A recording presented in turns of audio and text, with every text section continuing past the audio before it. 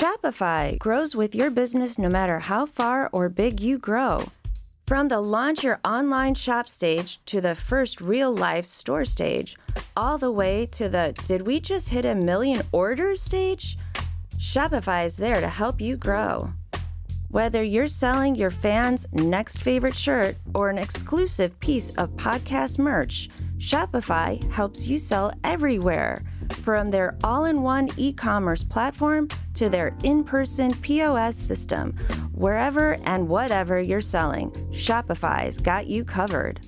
Sign up for a $1 per month trial period at shopify.com/income, all lowercase. Go to shopify.com/income to grow your business no matter what stage you're in.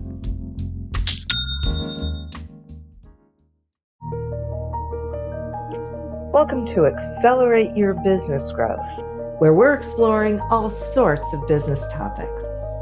Experts from around the world join me, your host, Diane Helbig, for a conversation where they share their expertise with all of you.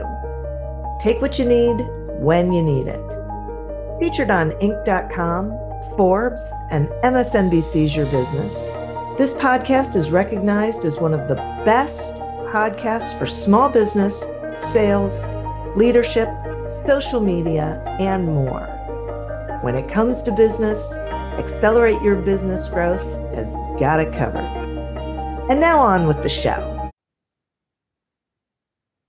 My guest today is Terry Ziemniak.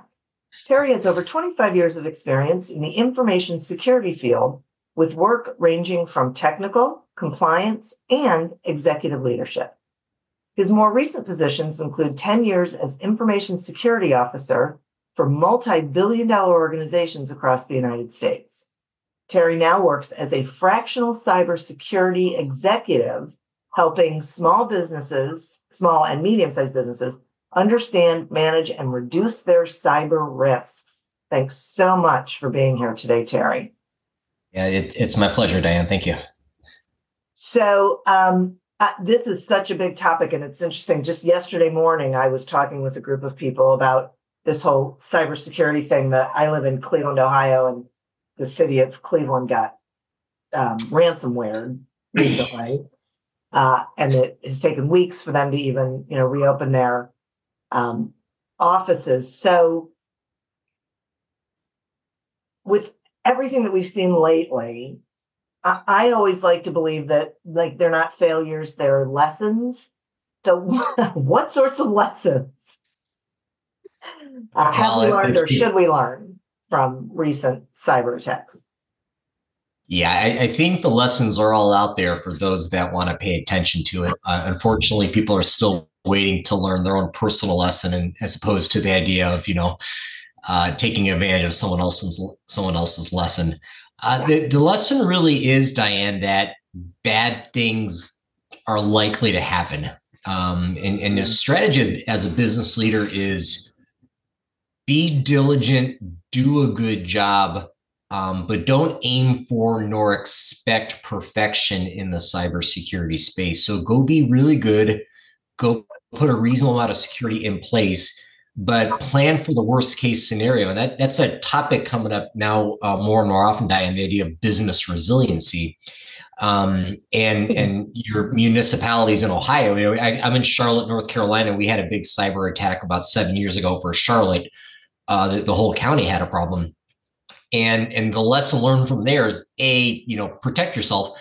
But it was more along the lines of business resiliency of, the message was, some of Charlotte City's servers were down for 7 full weeks. Wow. And ask yourself, as a business leader, what do you do if your technology is down for 7 weeks? Yeah. You can only put so much effort and so much money into protecting them. You still want to do a good job, but business resiliency forces you to ask, what do you do if you can't make payroll for 2 weeks because your payroll provider's down?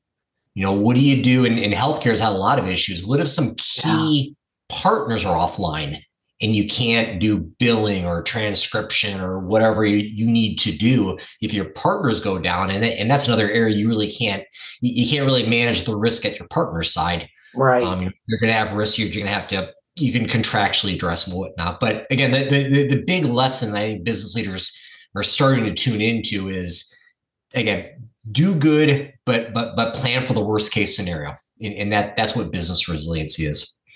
Yeah, that's interesting. That's really interesting. When you were talking about the hospitals, it reminded me that we've also had something here in Northeast Ohio where the auto dealerships, the system they use got hacked.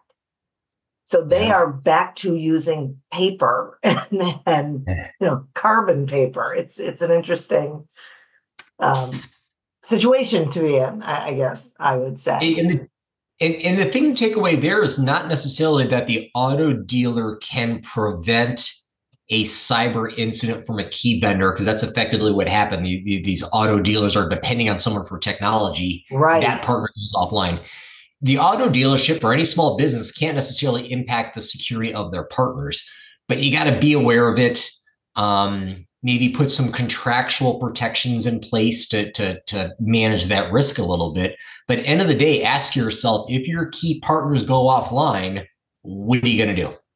Again, you can't protect your partner necessarily, but as an auto dealer or a healthcare organization, or maybe you rely on your, again, payroll's a very common thing, or you have an email provider. If your partners go offline, what do you do? How do you make sure your business doesn't go under?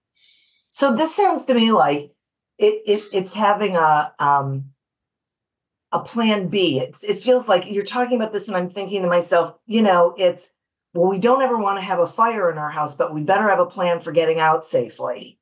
Is that what you're talking about? It is. That's exactly it. In the business, you call that a business impact analysis. And the idea is just, it's a relatively simple exercise. You can do it big or small, but as a small business, small mid-sized business leader, ask yourself, what are the top 5 or 10 vendors that we have?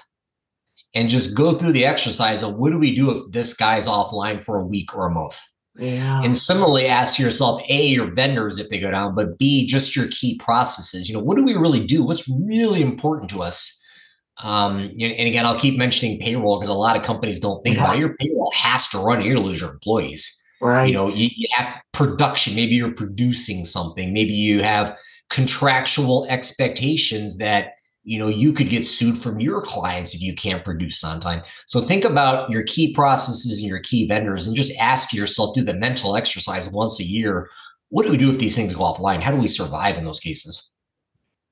Yeah, boy, I love that. I think that is so great. And we don't think like that. So, I mean, this is really... And the neat thing about it, Diane, is it hopefully gets people thinking that cyber is not exclusively a technical issue. Cyber really is a business risk and should be thought of as a business risk. You can only buy so many firewalls and have so many multi-factors on your phone and everything, so it can get really complicated and expensive. But at the end of the day, cyber is here to protect your business. So treat it as a business risk, just like your competitive risk and your financial risk and your regulatory risk. Other things you have to manage and be aware of, but manage it with the intent of getting the right level of risk as opposed to making all the risk go away. Yeah, it's so great. And part of the reason why I'm this is really resonating with me is because I think a lot of, especially small business owners, do that. It's going to be too expensive to Fort Knox this place. So I'm just going to hope and pray. I'll do what I can. Then I'm just going to hope and pray that nothing happens. And that's not really true. If you're doing what you're talking about with, do the assessment and then have a strategy for how you can keep going if something bad were to happen. That doesn't feel to me like it would be something that would be cost prohibitive. Yeah, exactly. First off, I want to compliment you for using Fort Knox as a verb. Fort Knox. That was well done. I use the Fort Knox analogy myself often. But you're right. It's also a good reminder, Diane, when you talk about cybersecurity, they'll talk about people, process, and then technology. Yeah. So don't throw all your eggs in the technology basket. You got to kind of distribute it. But exactly what you're saying, that this business impact analysis, this effectively mental exercise of what do we do if our vendors are offline? What do we do if our processes can't execute? It's a half day, maybe a 1 day exercise once per year, where you have leadership team just kind of walk through and say, hey, here's what we got. Here's our plan. Here's our plan B if all heck breaks loose.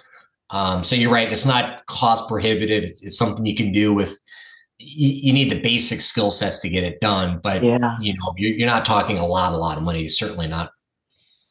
Is there a way for a company to know if they're like secure enough, like when they're at that place?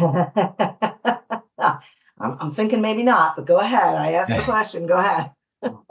No, that's excellent. You're using all my good catchphrases. I love the concept of secure enough, and I kind of came up with that phrase, Diane, when I was several years ago. I was a law firm contracted me to do presentations to small legal practices around the state of North Carolina. And not being a legal guy, what I did is I looked up the some guidance, some cybersecurity specific stuff in the legal space. I found the American Bar Association guidance.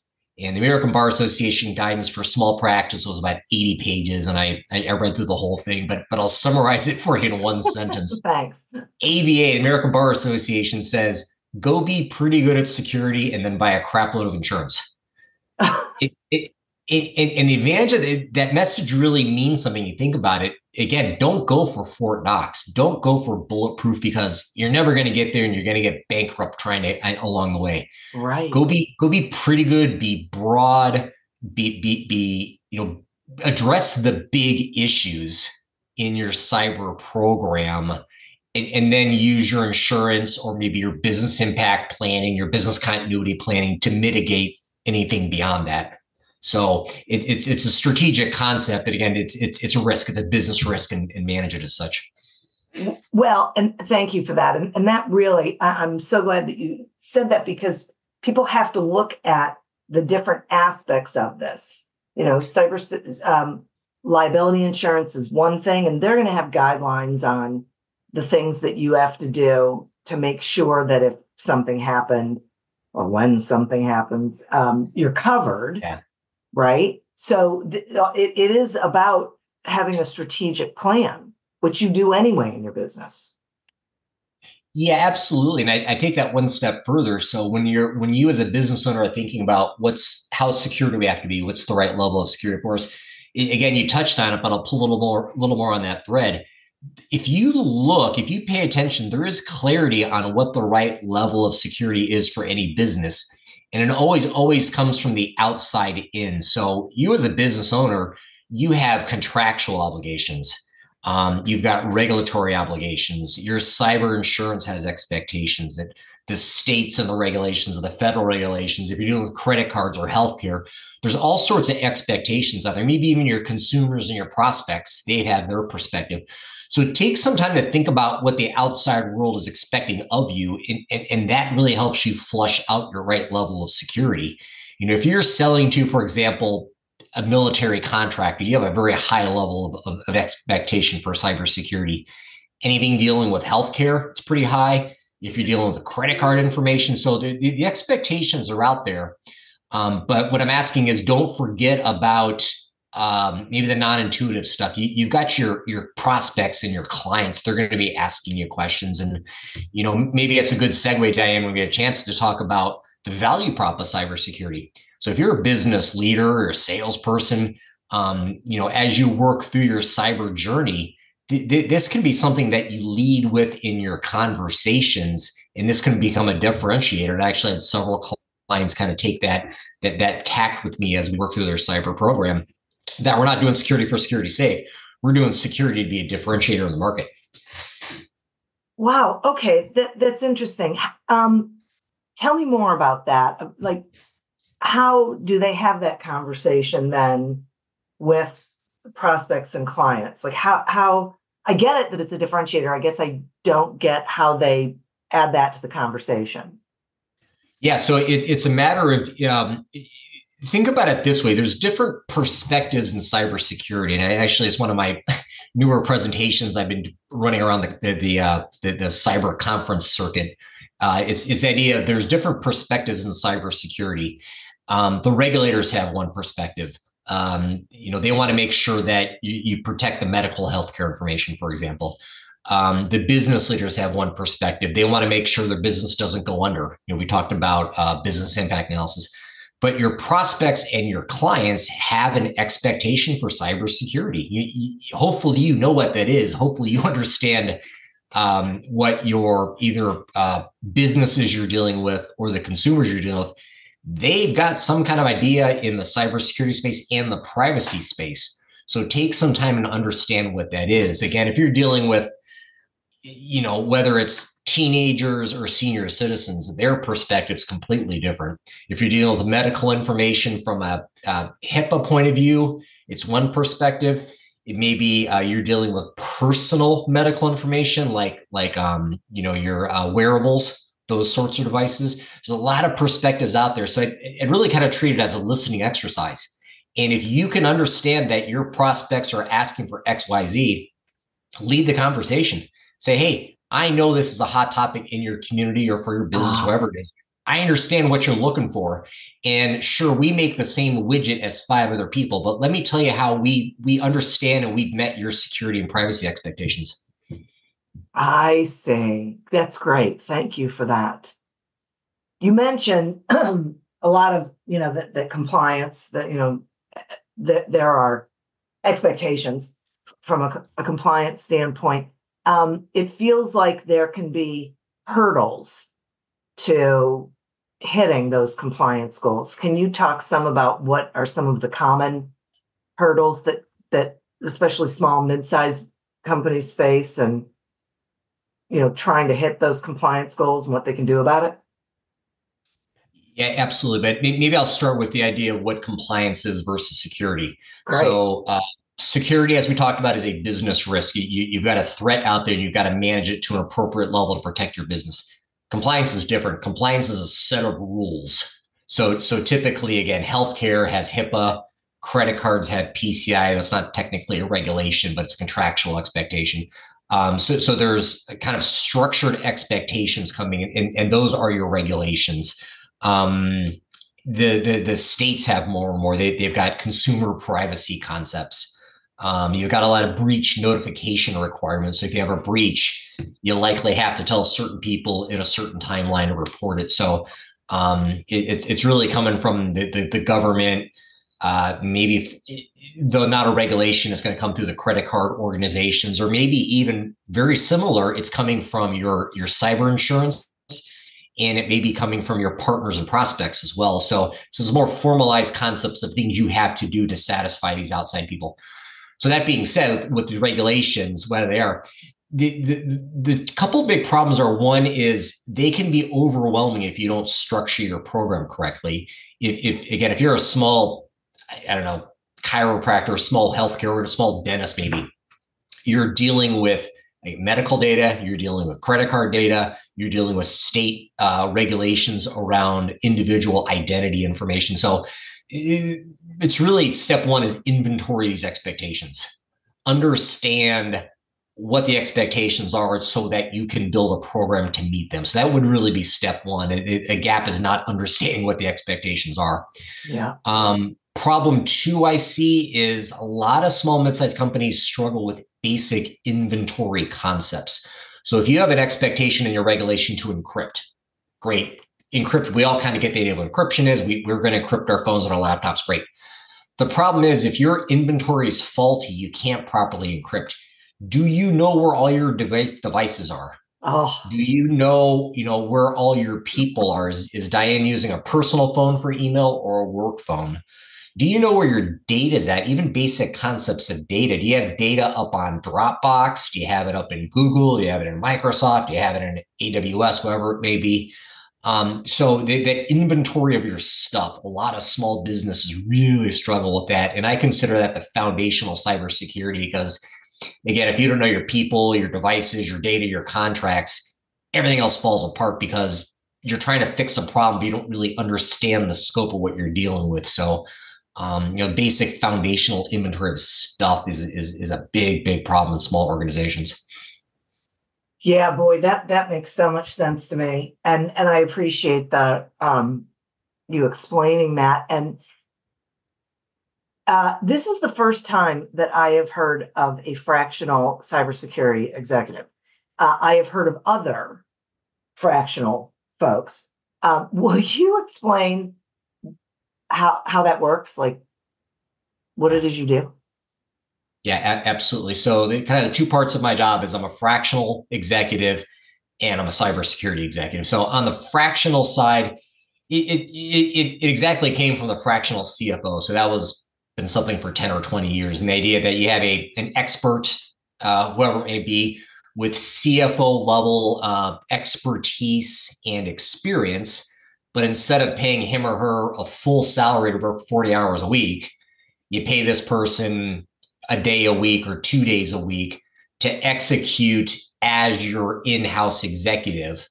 And typically what that means is some of the day-to-day stuff get handed off to other people.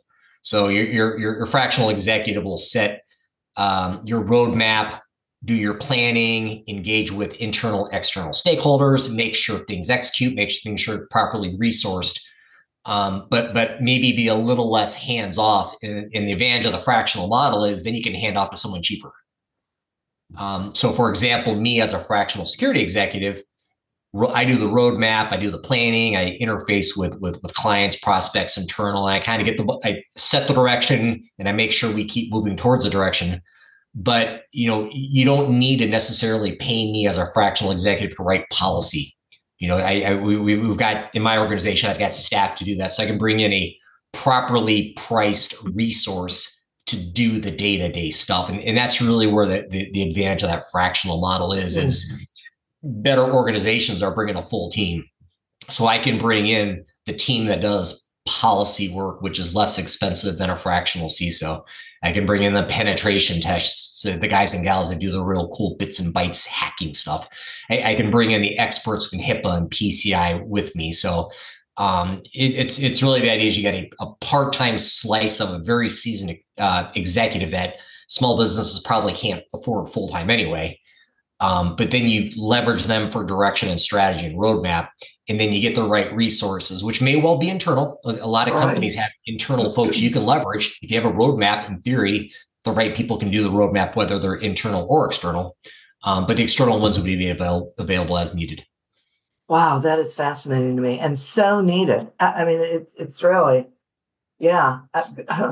It makes it so much more doable, I think, because you have the expertise, right? So people are listening to this and they're going, oh yeah, a risk assessment. Yeah. Strategy. Yeah. And they know how to do it for the things that they've always done it for, but not necessarily for this, because this is sort of new and the Wild West and, a little different. And so, yeah, that's pretty awesome.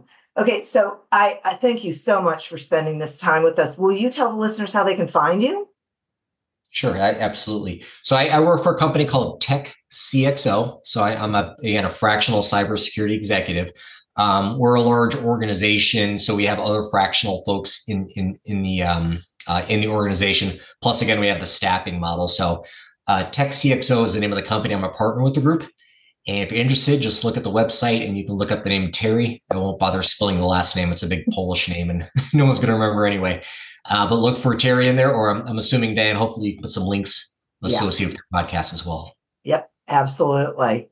I certainly will. And once again, thank you so much. And listeners, thank you. You are who we're doing this for. Thank you for tuning in to this episode of Accelerate Your Business Growth, a production of Evergreen Podcasts.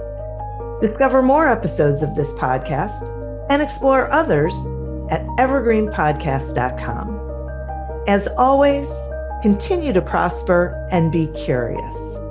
And if you're looking to get your sales strategy headed in the right direction, pick up a copy of Succeed Without Selling on Amazon or wherever books are sold.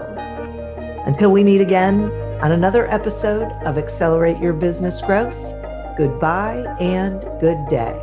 Do you love news about LinkedIn, Indeed, Google, and just about every other recruitment tech company out there? Hell yeah.